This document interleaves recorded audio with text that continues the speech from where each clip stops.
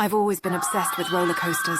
There's just something about the way they defy gravity, defy death, rush you to the very brink, teetering at the edge where anything can go wrong. Yet somehow everyone returns safe and sound at the end. At least most of the time, right? There are some roller coasters that have been famously dangerous, like the Jet Line in Sweden, or at Six Flags, where a restraint on the Texas Giant Coaster came undone and a woman was flung to her death. In my town, there's a small Six Flags-style theme park. I've been an operator there for the past few months, but there's one roller coaster that no passengers are allowed to ride. The Ultimate.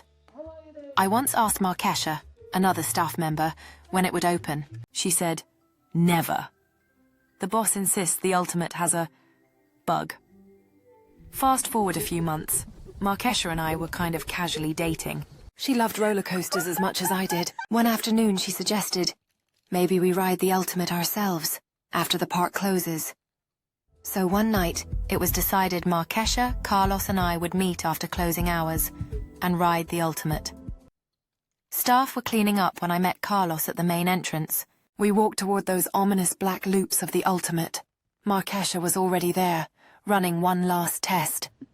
"Dude, that thing is awesome!" Carlos shouted as the black serpent of steel flashed past. Markesha insisted she and Carlos would go first. I sighed and did the safety checks, then pressed the button to send them on their way. I watched as they climbed to the very top, hands waving, laughter echoing.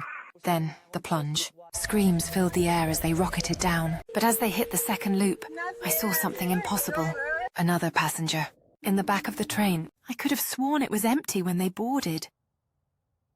The train came back around silent Markesha and Carlos, slumped in their seats, not moving.